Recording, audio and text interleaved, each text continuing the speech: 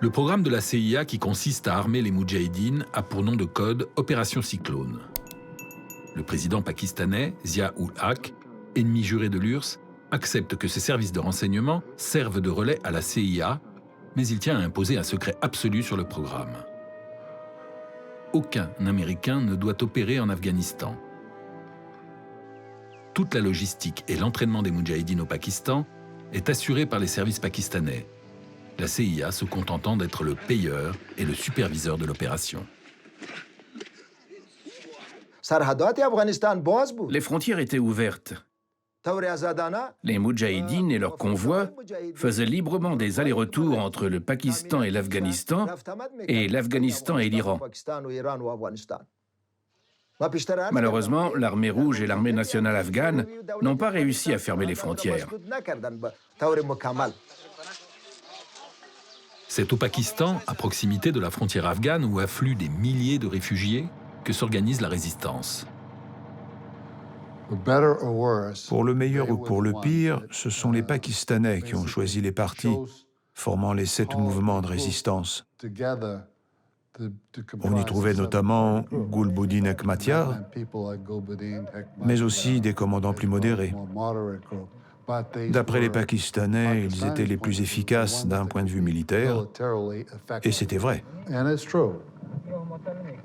La résistance afghane était divisée en 7 partis politiques représentés par leurs commandants, dont les plus radicaux étaient Hekmatyar, Sayaf et Rabbani, liés aux frères musulmans et soutenus notamment par l'Arabie saoudite. Ils bénéficiaient prioritairement de l'aide américaine, car c'étaient eux les préférés des Pakistanais.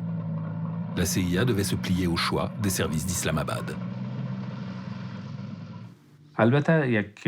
Malheureusement, les choix politiques de l'époque faisaient que la plupart des armes devaient être livrées au parti d'Hekmatyar.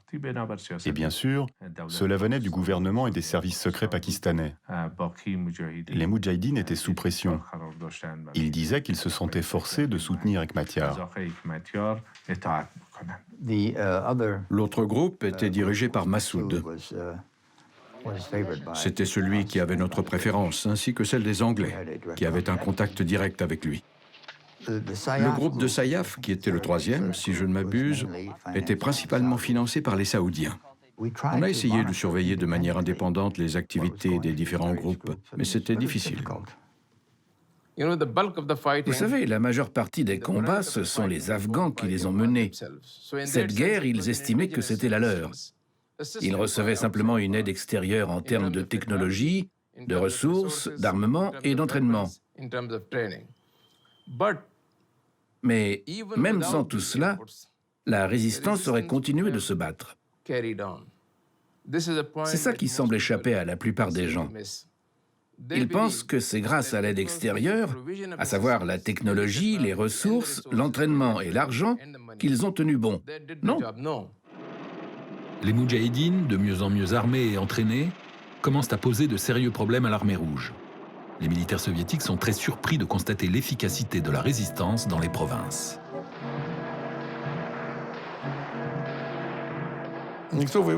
Personne ne voulait faire la guerre, et ce n'était pas la mission qu'on nous avait assignée. Les armées soviétiques sont entrées pour apporter leur soutien et protéger des points stratégiques. Et c'est resté l'essentiel de notre mission pendant les 10 ans du conflit. Le peuple afghan, qui avait toujours été loyal envers nous depuis plusieurs décennies, a radicalement changé en l'espace de 6 mois. Aucun peuple n'aime voir entrer des troupes étrangères sur son territoire, même quand leurs intentions sont bonnes. Les résistants afghans pensaient que si l'armée soviétique n'était pas intervenue, ils auraient réglé son compte à l'armée régulière afghane en 5 secondes. Le gouvernement d'Afghanistan profitait de la présence des troupes soviétiques. Il gérait ses problèmes en se servant de nous. Pourquoi? Parce que sa propre armée avait besoin d'être entraînée et équipée, alors que nous étions prêts. C'est pourquoi l'armée soviétique s'est fait entraîner dans les combats. Et à la fin, il y a eu un engrenage. Plus on combattait, plus les civils passaient du côté de l'ennemi.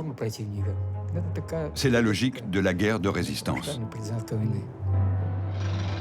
À Moscou, en ce début de l'année 1980, on s'apprête à accueillir les Jeux olympiques d'été, ce qui constitue, pour les soviétiques, un véritable motif de joie et de fierté. Ils savent que les États-Unis et 65 autres pays ont décidé de boycotter ces Jeux. Mais personne ne connaît le véritable motif de ce boycott. Et pour cause.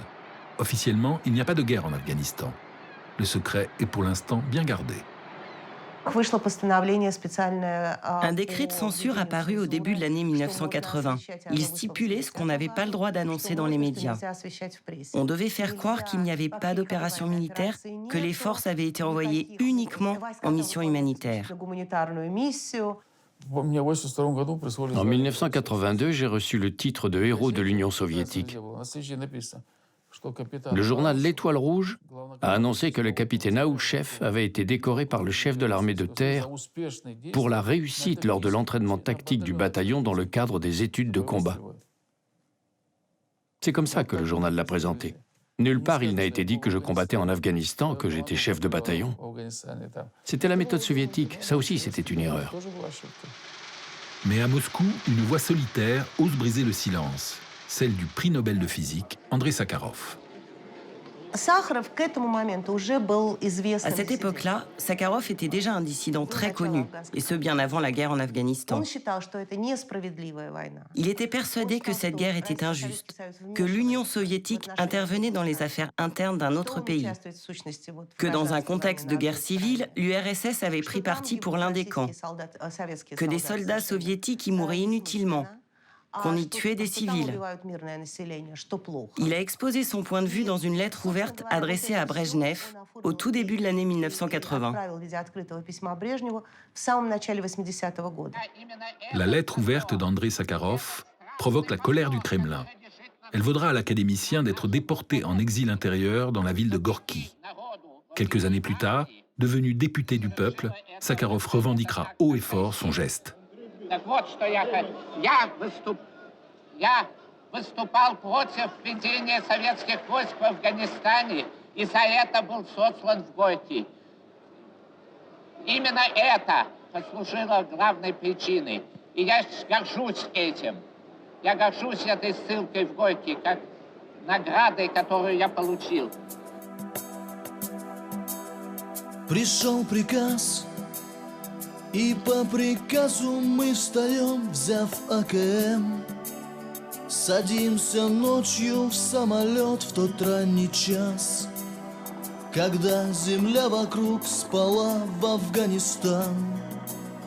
Приказом воля занесла Афганистан. Красивый горный дикий край, приказ простой.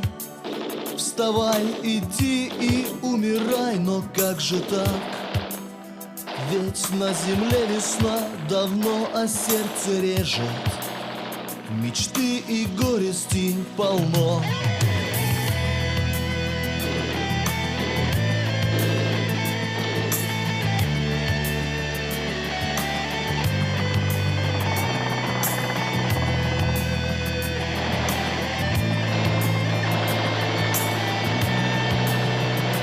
Афганистан, проклятый горный дикий край, приказ простой.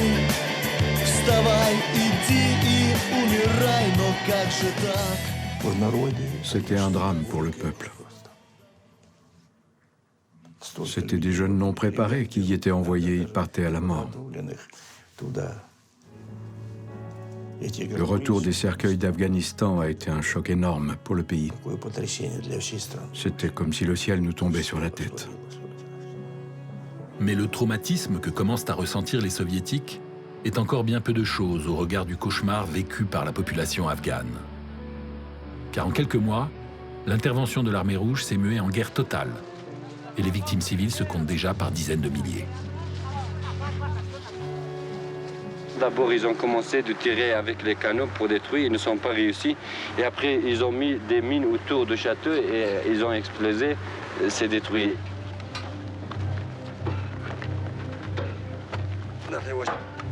Voilà, ça c'est exemplaire des bombes que les soviétiques qu'ils jettent sur nos maisons.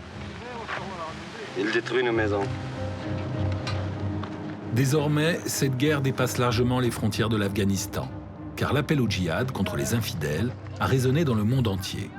Un peu partout s'ouvrent des centres de recrutement de combattants volontaires sous l'impulsion de cet homme, Abdullah Azzam, un penseur palestinien qui théorise le djihad global.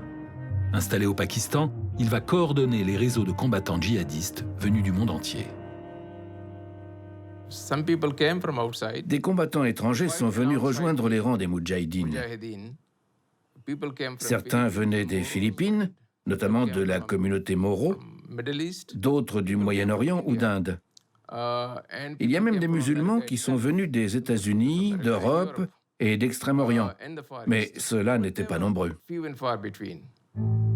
Les Arabes qui venaient étaient en général des salafis, donc ils venaient pas seulement pour faire le djihad contre les soviétiques, mais pour eux, il y avait un élément de prédication là-dedans. Les chefs militaires afghans ont alors pris la décision, en accord d'ailleurs avec Abdullah Azzam, de couper les ponts entre les volontaires et la société.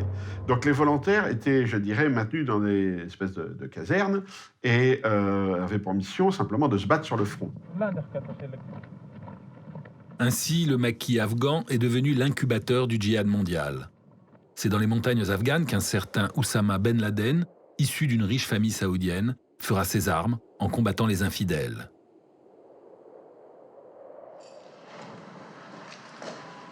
À cette époque, le djihad n'inquiète pas du tout Washington. Au contraire. Dès 1983, Ronald Reagan décide d'afficher ouvertement l'action des États-Unis dans la guerre d'Afghanistan. From the Afghanistan freedom fighters, the young lady underwent torture for 4 months while being held by the Soviets. There was a man here whose wife was killed in front of their 2 children, former justice of the Supreme Court in Afghanistan, and they're here to try and tell the outside world, the free world, what's really going on in Afghanistan. C'est ce jour-là que Reagan a brisé le secret.